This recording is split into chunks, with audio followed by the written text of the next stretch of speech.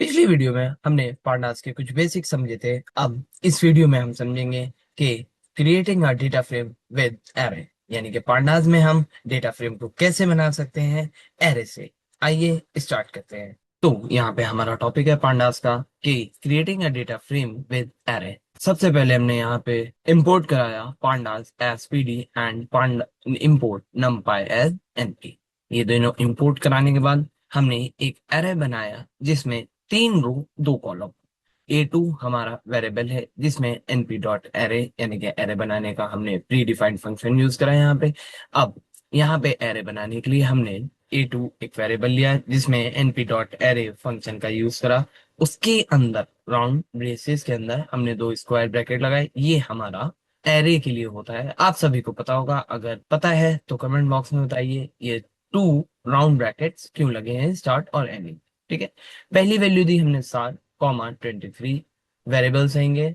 फिर कॉमा से हमने इन्हें सेपरेट करा और आयशा डॉट आयशा कॉमा 22 दिया। फिर कॉमा से फिर सेपरेट करा, फिर अंकित कॉमा 22 दिया। ठीक है। अब प्रिंट कराया हमने A2 को जो कि हमारा एरे बना था। ये देखिए इसने हमें एक एरे दिया जिसमें 7 23 आयशा 22 अंकित 22। ठीक है। अब कन्वर्ट करते हैं हम लोग नमपाई एरे ये जो भी हमने A2 को बनाया है पांडास के डेटा फ्रेम में। A2 एरे को कन्वर्ट करने के लिए यानी कि A2 एरे को एक टेबल यानी कि डेटा फ्रेम में बदल देते हैं। ठीक है। तो उसके लिए हमने A3 एक नया वेरिएबल लिया जिसके अंदर हमने स्टोर कराया डेटा फ्रेम A2 को। ठीक है। डेटा फ्रेम A2 को स्टोर कराने के बाद हमने इसको अब हमने यहाँ पे A3 को कॉल करना है। तो A3 एक हमारा डेटा फ्रेम बन गया जिसमें इंडेक्सिंग भी इसने दिखाई 0 1 0 1 2। ठीक है। रोज वाइज भी इंडेक्सिंग दिखाई हमें 0 1 2 और कॉलम वाइज भी इंडेक्सिंग दिखाई। यानी कि show the data frame tabular format में दिखाएगा। टेबुलर फॉर्मेट बोलते हैं हमारी रोज को एंड कॉलम्स को। ये जो हमारे 0 1 है ये कॉलम है और 0 1 2 3 हमारा रोज है। अगर आपको if we don't give name pandas will automatically name them 0 1 2। अगर हम इसमें 0 1 2 ये जो लिखा हुआ आ रहा है इसमें नेम नहीं देते तो पांडास इसको डिटेक्ट करके 0 1 0 1 2 दे देता है। ठीक है। अब यहाँ पे हमने A3 जो एरे बनाया था उसमें भी कुछ चीजें करी हैं। pd dot data frame A2 यानी कि A2 एरे को एक डेटा फ्रेम यानी कि टेबल में कन्वर्ट करा है।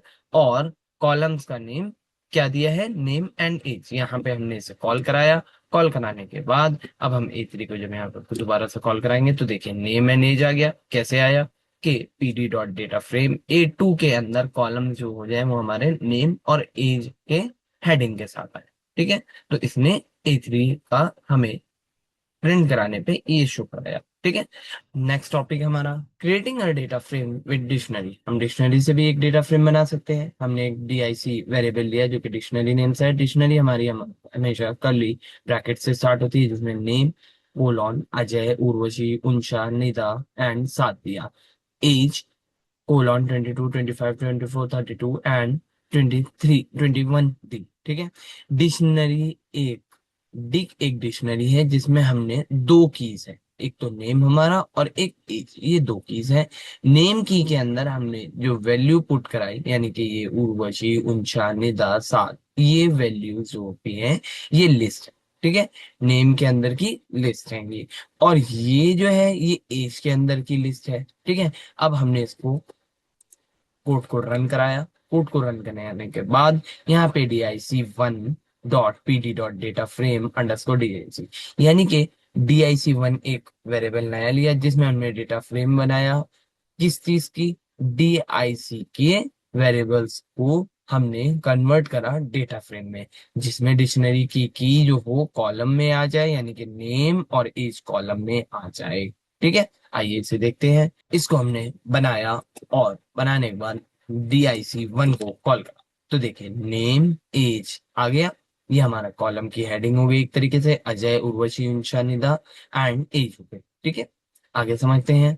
For explanation of an graph rough work. अच्छा, ये हमारे लिए एक छोटा सा टॉपिक नहीं है लेकिन एक्सप्लेनेशन कराने के लिए ग्राफ वर्क के लिए हैगा।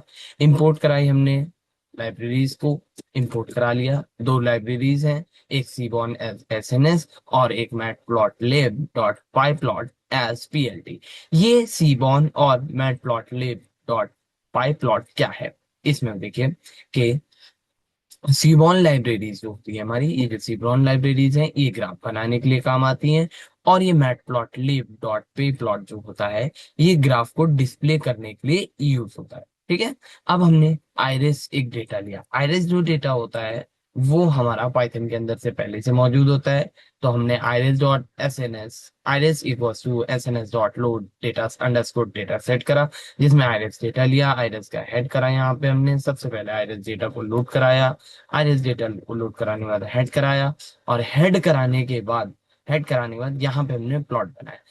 यहाँ पे हमने कोड लिखा। कोड में कह रहा है हमने एक पेयर प्लॉट बनाया है कंपेयर करके हर फीचर को आइरिस डेटा सेट के, जिसमें ह्यू स्पीशीज का मतलब यहाँ पे है colour the points based on flower type, जैसे सेटोसा, वर्सी कलर एंड वर्जिनिका। ठीक है, ये फ्लावर टाइप थे हमारे।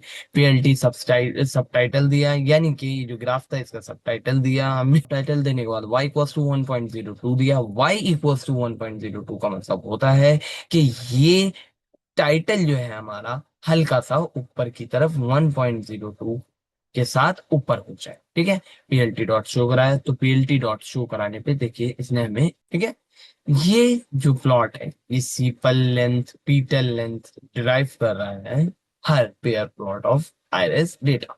ये पेयर प्लॉट है हमारा आइरिस डेटा का। सीपल लेंथ, पीटल लेंथ और सीपल विथ, पीटल विथ के साथ हमें दिया गया है, जिसमें हर कलर अलग अलग स्पीशीज को डिफाइन कर रहा है, जैसे कि ब्लू कलर सेटोसा को, ऑरेंज कलर वर्सी कलर को, और ग्रीन कलर हमारा वर्जिनिका को। नेक्स्ट वीडियो में हम वर्क करेंगे एक रियल डेटा पे, और उसमें मैनिपुलेशंस और अंडरस्टैंडिंग ऑफ अ डेटा करेंगे। ऐसे ही अपने पाइथन के 30 डेज चैलेंज में अपने गोल को कंप्लीट करने के लिए सात डेटा लैब को सब्सक्राइब करो, ताकि आप अपना पाइथन का 30 डेज चैलेंज को कंप्लीट कर